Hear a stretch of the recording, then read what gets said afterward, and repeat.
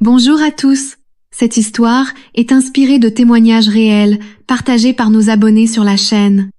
Afin de préserver l'anonymat des personnes impliquées, les noms et certains détails ont été modifiés, mais l'émotion reste intacte. Si vous aimez ces histoires vraies, abonnez-vous à la chaîne et indiquez d'où vous me regardez en commentaire. Maintenant, suivez-moi, car cette histoire est exactement comme vous l'aimez. Je m'appelle Savannah Grace, je viens du Texas et je suis mariée à Caleb depuis 6 ans. C'est un homme bon, fidèle et prévisible. Le genre de partenaire qui ne fait jamais d'erreur, mais qui ne surprend jamais non plus. Notre mariage fonctionnait en mode pilote automatique depuis un moment. Et c'est pourquoi il voulait m'offrir ce cadeau, un voyage aux Maldives, rien que tous les deux. Un bungalow sur pilotis, une mer turquoise, des journées ensoleillées et des nuits chaudes. Tout semblait parfait, s'il n'avait pas dû reporter le vol à cause du travail. « Tu pars avec mon frère, il est déjà en vacances de toute façon, profite du paradis en attendant. » C'étaient ses mots, et moi, par fierté ou par obstination, j'ai accepté. Ce que Caleb ignorait, être ne l'a-t-il jamais réalisé, c'est qu'Austin a toujours eu un effet étrange sur moi.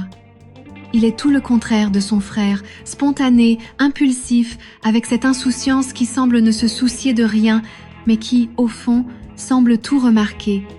Nous sommes arrivés ensemble au complexe hôtelier et j'avoue que je ne me sentais pas à ma place à côté de lui. Je portais une robe blanche et des sandales. Lui, il portait un short et un débardeur avec des tatouages sur les bras et un sourire qui en disait plus long que n'importe quelle phrase toute faite. « Un bungalow de rêve, hein ?» dit-il en jetant son sac à dos sur le lit double avec le plus grand naturel. « Temporaire, mon mari arrive dans 2 jours, répondis-je d'un ton léger mais ferme. « Oui, 2 jours, c'est long. Ou suffisant, répondit-il avec ce regard qui me déstabilisa. La vue était à couper le souffle. Une eau cristalline, le silence, l'odeur de la mer mêlée aux fleurs. Mais en moi, quelque chose bouillonnait, une étrange agitation. Ce n'était pas encore de la culpabilité, c'était de l'impatience. Pendant le dîner aux chandelles, oui, même avec ça, le complexe hôtelier maintenait son programme romantique, nous étions assis l'un en face de l'autre, nous avons parlé de tout et de rien. J'ai ri plus que je n'aurais dû. Il m'a regardé plus qu'il ne le fallait. Tu ne ressembles plus à la Savannah des réunions de famille. Être parce que cette Savannah-là n'a personne pour faire semblant que tout va bien. Alors être que c'est la version que j'ai toujours voulu connaître. Les mots flottaient dans l'air, détachés comme des pétales au vent, mais ils n'étaient pas oubliés. Cette nuit-là, j'étais au lit tandis qu'il était dehors, dans un hamac, à regarder le ciel. Il y avait quelque chose de serein chez lui et de dangereux aussi. Je me retournais pour essayer de dormir, mais mes pensées arrivèrent par vagues, comme la mer dehors. Le bruit de l'eau s'écrasant contre les piliers, le souvenir de son sourire.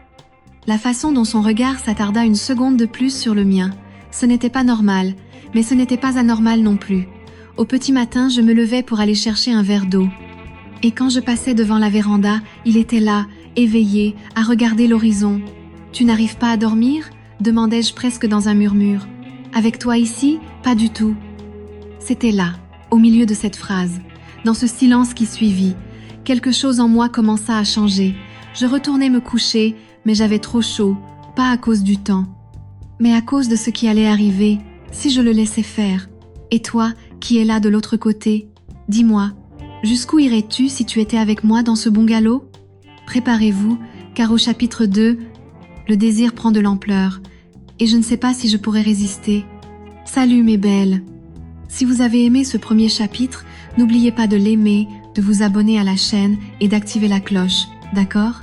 Il y a plein d'histoires croustillantes, juste ce qu'il faut, à venir, et dites-moi dans les commentaires. Auriez-vous partagé ce bungalow avec votre beau-frère? Alors, continuons. Je me suis réveillée au son de la mer qui frappait doucement les piliers du bungalow. Le soleil filtrait à flot par les fentes des rideaux, et pendant un instant, j'ai presque oublié où j'étais. Jusqu'à ce que je me souvienne que j'étais toujours là, et lui aussi. Austin était déjà dehors, comme toujours, son corps détendu dans le hamac, le regard perdu dans l'horizon. En me voyant, il a souri. Ce même sourire au coin de la bouche, qui n'avait pas besoin d'être plus explicite, car il savait l'effet que cela me faisait. « Bonjour, petite tête en bas. »« Bonjour », ai-je répondu en essayant de garder une voix posée, mais j'avais du mal à cacher la confusion qu'il apportait avec moi. Il m'a tendu un verre de jus glacé.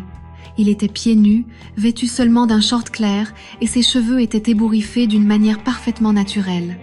On aurait dit qu'il sortait tout droit d'un film, et je me sentais prisonnière de la scène.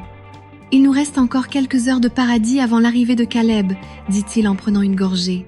« Alors, on ferait mieux d'en profiter, non ?» répondis-je avec un sourire nerveux. J'essayais de faire comme si j'avais le contrôle, mais en réalité, il menait le jeu sans précipitation, sans effort, et je perdais lourdement. Nous étions assis sur la terrasse en bois, face à la mer. La conversation, d'abord légère, s'est peu à peu approfondie. Nous avons parlé de la vie, de nos frustrations, des choix que nous faisions par commodité et de ceux que nous n'avions pas fait par peur. « Es-tu heureuse avec Caleb ?» demanda-t-il en me regardant droit dans les yeux. J'ai eu une boule au cœur, non pas à cause de la question, mais à cause du courage qu'il avait eu de me poser cette question à voix haute. Personne ne m'avait jamais posé cette question, pas même à moi. C'est un homme bien. Ce n'est pas ce que j'ai demandé, Savannah. Sa sincérité me désarmait, et la façon dont il prononçait mon nom semblait me toucher de l'intérieur. Je ne sais plus ce que signifie être vraiment heureux, avouai-je. Austin ne dit rien. Il me regarda simplement, mais c'est ce regard qui me fit me sentir nue, pas extérieurement, mais intérieurement. Nous retournâmes à la crique, où les eaux étaient peu profondes et chaudes. Il marchait à mes côtés, ses bras touchant presque les miens, en silence. Mais ce silence en disait long, et c'est peu, être ce qui me bouleversa le plus. De retour au bungalow, il alla chercher une serviette dans la chambre et m'en tendit une sèche. Je la pris avec précaution, mais nos doigts se touchèrent une seconde de plus qu'ils n'auraient dû. « Je suis désolée, » murmurai-je. « Pourquoi ?» demanda-t-il en se penchant plus près. « Parce que je suis perdue. »« Tu n'es pas perdue, tu t'autorises juste à ressentir. » Mon cœur s'emballa, et pour la première fois, j'eus envie de pleurer. Pas de tristesse, mais de me sentir revivre. Il me serra doucement dans ses bras, et je le fis, comme si c'était l'endroit le plus sûr et en même temps le plus dangereux du monde. Nous restâmes ainsi pendant des minutes qui me semblèrent une éternité. Son menton reposa sur mon front et ses bras m'entourèrent étroitement. Et puis, il prit doucement mon visage dans ses bras et nos regards se croisèrent. L'espace d'un instant, tout disparut, le monde extérieur, mon mariage, la logique. Nous n'étions que tous les deux, là, entourés du bruit de la mer et de l'odeur du sel. Il approcha ses lèvres des miennes, lentement, si lentement que je sentis son souffle se mêler au mien.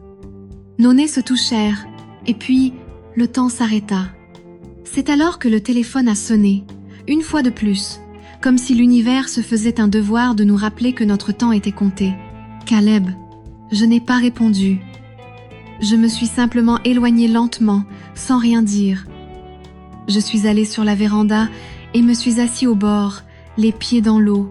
Austin m'a suivi au bout de quelques minutes. Il est resté silencieux. Il s'est assis à côté de moi. « Tu n'as rien à choisir maintenant, » a-t-il dit. « Mais je dois vivre avec ce que je ressens. Et avec ce que je nie aussi, » ai-je répondu. Nous étions là, côte à côte, sans nous toucher. Mais l'espace entre nous semblait rempli de tout ce que nous ne disions pas et de tout ce que nous voulions dire. « Tu sais ce qui me fait le plus peur, Austin ?» ai-je demandé, presque dans un murmure. « Quoi ?» Aussi mal que cela puisse paraître, une partie de moi veut arrêter le temps ici et ne jamais revenir en arrière. Il m'a regardé d'un regard lourd. « Alors, laisse-moi garder ce moment, même si c'est juste pour moi. » Et puis, il m'a pris la main. Il n'y a eu ni baiser, ni confession. Juste ce geste, simple, mais plein de tout. Parce que parfois, c'est dans le plus léger contact que le désir le plus profond se révèle. Et dans le silence le plus silencieux que réside la confusion la plus bruyante. Hé, vous qui êtes là, bas de l'autre côté de l'écran, si c'était vous, que feriez-vous à la place de Savannah? Suivriez-vous votre cœur ou votre raison? Commentez ci-dessous, donnez-moi votre avis, car le prochain chapitre promet Et si vous n'êtes pas encore abonné à la chaîne, dépêchez-vous, parce que les histoires les plus croustillantes, juste comme il faut, sont là, n'attendant que vous. À bientôt pour le prochain épisode, si vous voyez ce que je veux dire. Depuis l'arrivée de Caleb, tout semblait silencieusement décalé. Il parlait avec enthousiasme des jours qui nous attendaient, ne tarissait pas d'éloges sur le complexe, le bungalow, la vue. Et j'ai souri, j'ai acquiescé, je l'ai embrassé sur la joue, faisant semblant d'être normal. Mais au fond, c'était comme si mon corps était là et mon cœur flottait encore dans ce hamac sur le balcon, à côté de l'homme qui évitait désormais de croiser mon regard. Austin était discret, presque invisible. Il changeait de chambre sans faire d'histoire, laissant Caleb occuper son espace, celui-là même où, pendant 2 jours, il y avait eu quelque chose entre nous que personne ne saurait jamais. Mais même à distance, il me touchait encore, pas physiquement, mais d'une manière plus profonde, de celle que même le temps ne peut effacer. Les jours suivants passèrent avec la légèreté forcée d'une performance. Caleb ne se doutait de rien. Peut être parce qu'il ne lui aurait jamais traversé l'esprit que j'en serais capable. Et je ne savais pas non plus que je le serais, jusqu'à ce que cela arrive. Le 4e soir, nous avons dîné au restaurant flottant du complexe hôtelier. Une nuit claire, des bougies allumées, des verres levés et des sourires forcés. Nous étions tous les 3 à table, moi entre eux. Et même si l'ambiance était légère, il y avait quelque chose dans l'air que personne n'a commenté, mais que tout le monde, d'une manière ou d'une autre, ressentait. À un moment donné, j'ai quitté la table et me suis dirigée vers le bord de la terrasse, regardant la mer, seule, ou presque. « Tu vas dire que le ciel n'est pas beau aujourd'hui ?» La voix derrière moi était basse, reconnaissable. « Ouais, mais je préfère la vue de la semaine dernière. » ai-je répondu sans réfléchir. Austin s'est arrêté à côté de moi. Pendant quelques secondes, nous sommes restés là, à regarder les étoiles, respirant le même air, sans nous toucher, mais nos corps étaient agités, comme s'il savait ce que nous essayons de cacher à notre esprit. « Savannah, j'aimerais avoir plus de temps. » « Pourquoi ? » Pour ne pas avoir à t'oublier. J'ai fermé les yeux, parce que si je les gardais ouverts, je dirais peu être quelque chose que je ne devrais pas. Ou pire, je ferais quelque chose. « Tu vas garder ça pour toujours ?» a-t-il poursuivi, sa voix presque un murmure. « Je ne sais pas, être que je vais devoir le garder jusqu'à oublier ce que c'était que d'être ici avec toi. » Et si oublier était impossible ? Je me tournai vers lui. Il était proche, très proche, son visage illuminé par les lumières tamisées du restaurant, son regard ferme mais fragile. Il y avait de la douleur et du désir. Les deux se mêlaient, comme du vin rouge renversé sur un drap blanc. Alors je vais faire de cela un beau secret, un de ceux qu'on garde au fond de son âme. Il sourit, ce sourire brisé, et avant que je puisse reculer, il s'approcha. Ses mains ne touchèrent pas mon corps, mais ses yeux me fixèrent comme s'il m'embrassait entièrement. Et puis, il se pencha, lentement. Ce fut un bref baiser, mais le genre qui dit tout. Ma peau picota, le temps s'arrêta, et le monde devint trop petit pour contenir tout ce qui existait à cet instant. Lorsque le baiser prit fin, il posa son front contre le mien, respirant profondément. « Promets-moi que tu t'en souviendras, même si ce n'est que quand il n'y aura personne d'autre. Je te le promets. » Nous nous éloignâmes sans nous retourner, et nous retournâmes à table comme si de rien n'était.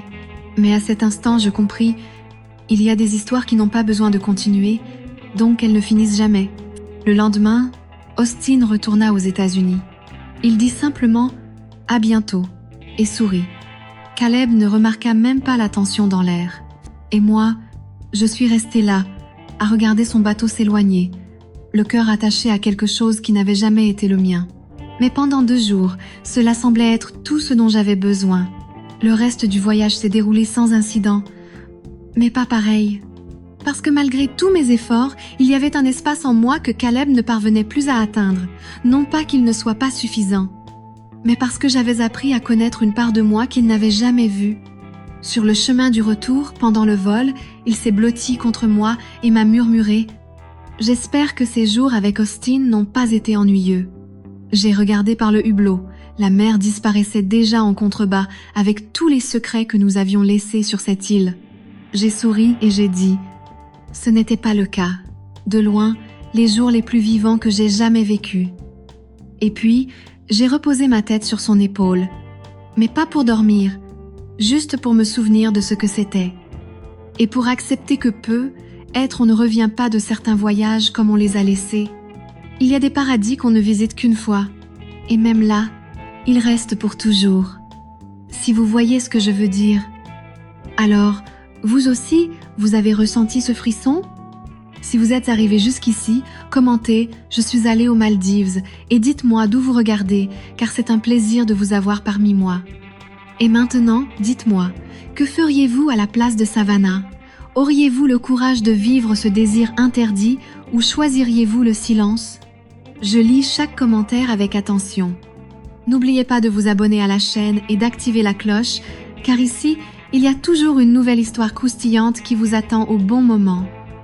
À bientôt pour la prochaine vidéo. Et n'oubliez pas, ce qui se passe aux Maldives ne s'arrête pas toujours là-bas.